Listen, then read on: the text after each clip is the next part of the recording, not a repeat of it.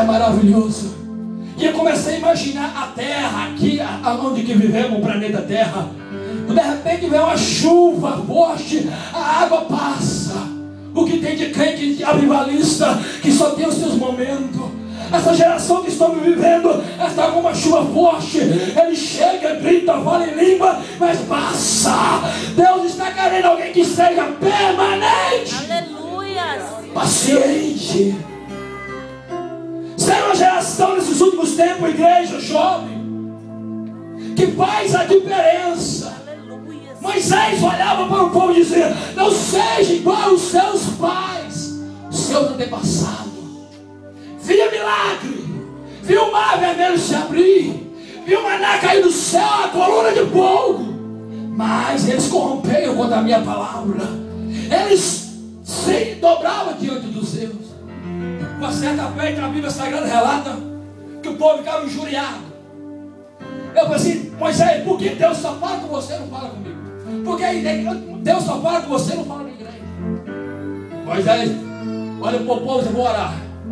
Quando Moisés ora, Deus fala assim: traga o povo, vou falar com ele no monte.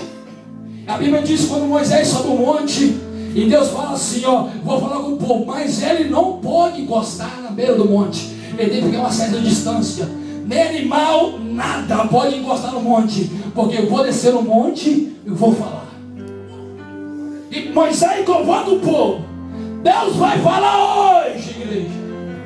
E o povo se reunindo, imagina as crianças com papai e mamãe. Deus vai falar, Deus vai falar. E o povo, aqueles fofoqueiros que espalham notícia rápido. Deus vai falar, vai falar, vai falar. E o povo vai para o monte. E antes de chegar no monte, diz a Bíblia que veio uma nuvem. E essa nuvem, meu Jorge, diz a Bíblia que ela começou a relampaguear e trovejar. E o monte começou a fumegar e tremer, como fosse um terremoto. Deus nem falou ainda, só tremeu. Aleluia. E o povo olhou para Moisés e disse: Moisés, eu creio que Deus fala contigo. Afasta-nos. E o que Deus fala com você, nós ouviremos. Aleluia. Sabe o que acontece hoje? Na geração que estamos vivendo, estou como geração de Israel. Mas não ora para Deus falar com nós. Nós estamos esperando Deus levantar alguém para apontar para nós e Deus falar com você. Não precisa disso. Você tem acesso ao céu. Glória a Deus. Não espera Deus levantar um profeta na esquina da direita. Não sei lá onde a Bíblia diz que tem profeta na igreja. Mas você tem acesso a Deus. Não espera o monte fumegar. Não corre. É Deus querendo falar com a igreja. Glória a Deus. Aleluia. Queremos ouvir Deus falar, mas só queremos ouvir aquilo que agrada o nosso coração. Queremos ouvir Deus falar, mas só queremos ouvir aquilo que não vai criar escândalo. Quando Deus põe o dedo na sua cara e diz: tu vai prosperar, tu fala em língua, pula, vira piruleta. Mas quando Deus olha para ti, olha o meu estatuto, seja obediente. Aleluia. Aí você fala: não, Deus, deixa eu com vergonha. Glória a Deus. Mas eu pedi para pregar não. Fala, varão. Seja uma geração nesses últimos tempos que você não precisa ligar para o telefone lá no Brasil ou lá na China, não sei aonde, para ouvir a voz de Deus. Não. Aleluia. Seja como Moisés nessa última geração, ouve a voz de Deus, fale com Deus. Glória a Deus. Não vive de testemunho de outro, vive o seu próprio testemunho. Não vive de história de outro, vive a sua própria história. Não ouve a história do vizinho, amém, edifica a sua casa, mas não vive na história do vizinho. Não vão ouvir a história da direita e da esquerda. Para você ser alguém, faça a tua história na terra. Geração perversa. Moisés pega pesado. Ele era um cara paciente. Ele olha para o povo: você tem uma geração torta. O que é uma geração torta? O que você imagina de uma geração torta? Viemos nos dias de hoje que estamos vivendo. Naquela época já era um escândalo o que acontecia. Hoje, o certo é errado, o errado é certo. O dia que nós vivemos hoje, a mentira é certo, e a falar a verdade, você é incriminado por isso. Mas a Bíblia diz que tinha um homem na Bíblia Sagrada por nome Daniel. Ele chegou diante do rei, e o rei queria que ele contaminasse. com a bebida, com a prostituição, que aquilo é que havia no seu palácio. Ele olha para isso, eu sou separado, ele mais 3 jovens. Ele disse: não mistura o meio da sua polidão, eu vou ser separado. Eu não vou comer os seus manjares, eu não vou alimentar as suas comidas.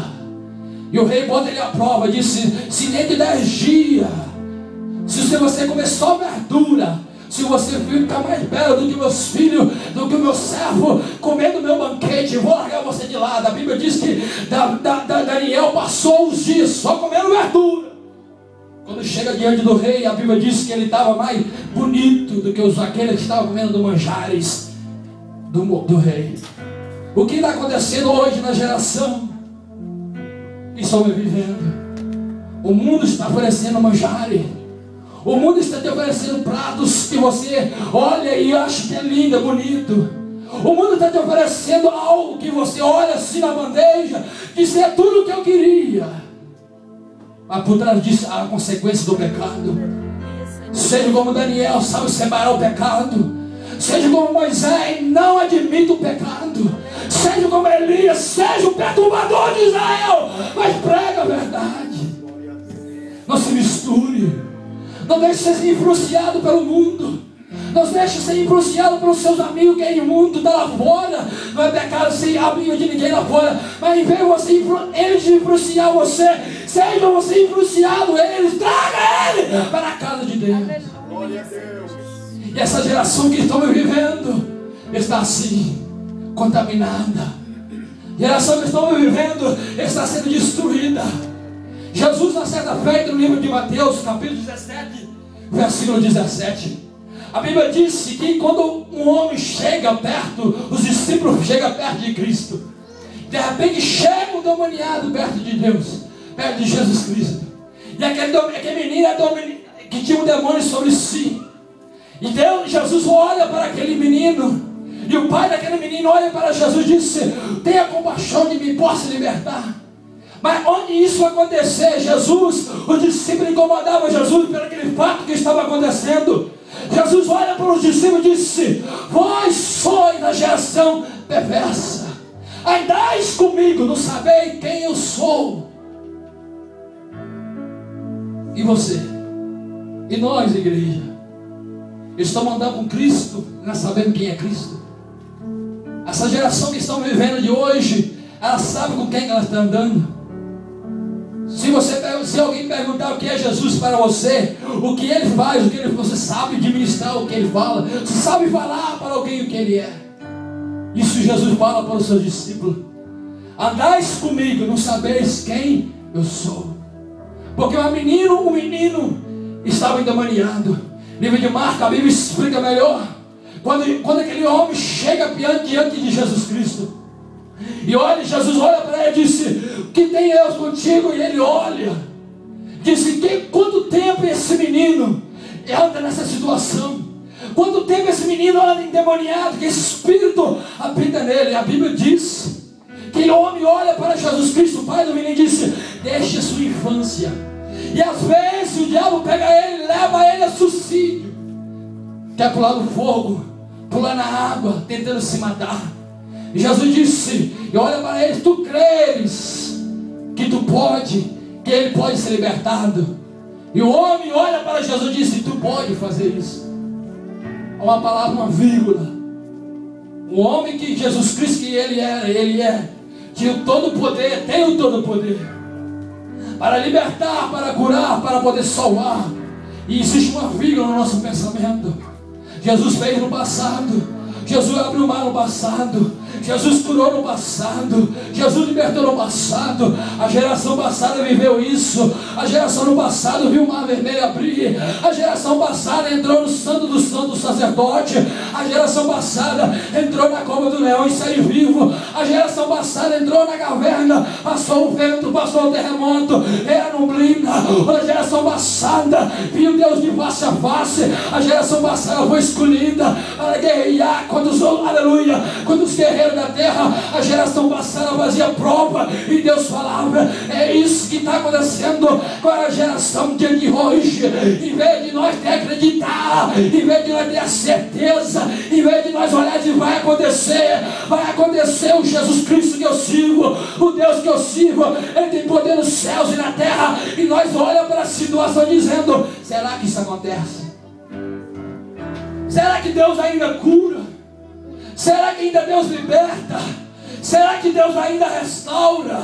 Será que Deus ainda purifica?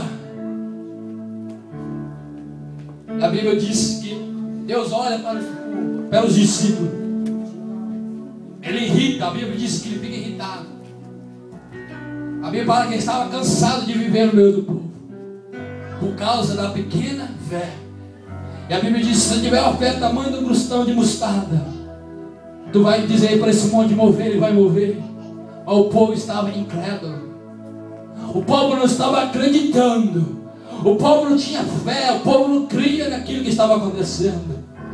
E estamos vivendo na época, numa geração torta. Uma geração que nós não acreditamos, ou o povo não acreditamos. Não acredita nos milagres. Não acredita ainda que pode ver um mover sobrenatural na terra. Não acredita ainda que Deus pode levantar profeta e fazer esse milagre no meio da igreja. Não acredita ainda que Deus pode levantar um pequenininho e fazer ter um grande mensageiro. Não acredita ainda que através dos louvores demônios possam ser libertados. Não viva da história do passado. Usa como exemplo a sua vida dia de hoje, geração que estão vivendo. Não seja uma geração torta. Não seja uma geração incrédula. Não seja uma geração, o tempo está próximo. A chuva adivinha segundo a chuva. Se Deus pegar você no meio termo, acima do muro, você não vai pisar na terra prometida. Só pisará na terra prometida aquele que for obediente, aquele que for fiel aos estatutos de Deus, aquele que for fiel naquilo que Deus tem chamado, aquele que for fiel na obediência à palavra. Aleluia, Senhor Jesus. Que precisamos nesses últimos tempos pagar o preço. A Bíblia diz que Moisés orava, jejuava, e vários outros homens da Bíblia. Que precisamos nesses últimos tempos largar um pouco dos nossos prazeres e orar. Dê um tempo para Deus. Dê um tempo de buscar a Deus. Um tempo para poder chamar a atenção do povo. Vida torta, vida bagunçada, tu não vai fazer nada. Vida descontrolada, a vida sem direção, não iremos fazer nada. Temos que ter a direção de Deus em nossas vidas. Tem que ter o Espírito de Deus sobre nossas vidas. Isaías profetiza: o Espírito do Senhor está sobre mim. Quando o Espírito do Senhor está sobre mim, aí eu vou libertar os cativos, os oprimidos e as cadeias. Sem o Espírito de Deus nada acontece. Sem a presença de Deus na minha vida nada acontece. Sem a palavra do Senhor nada acontece. Porque é a palavra que muda, é a palavra que restaura, é a palavra que cura, é a palavra que traga salvação, é a palavra que leva o guia para o céu, é a palavra que é a nossa bússola, é a palavra que é a nossa âncora, é a palavra que dá na direção, é a palavra que abre a nossa visão para ver o mundo espiritual, é a palavra que perdoa nossos pecados, é a palavra que liberta o oprimido, é a palavra que nos ensina o caminho que deve andar, é a palavra que é o nosso alimento, a palavra que mata a nossa sede, é a palavra que nos dá a revelação do céu, é a palavra que leva nós no nível espiritual maior, é a palavra que conhecemos o Criador dos céus e da terra, é a palavra que conhecemos o Espírito de Deus, é a palavra que conhecemos do dom espiritual, é através da palavra que somos alimentados, é através da palavra que somos sustentados, é através da palavra que pregamos, é através da palavra que ganhamos alma para Cristo, é através da palavra palavra que a igreja é renovada, é através da palavra que a igreja é avivada, é através da palavra que a igreja é cheia do Espírito, é através da palavra que a igreja é batizada com o Espírito Santo, é através da palavra que Deus liberta o cativo, é através da palavra que o demônio vai embora, é através da palavra que a igreja muda a terra, é através da palavra que Deus salva a nação, é através da palavra que Deus muda a cidade, é através da palavra que Deus salva o teu pai, salva a tua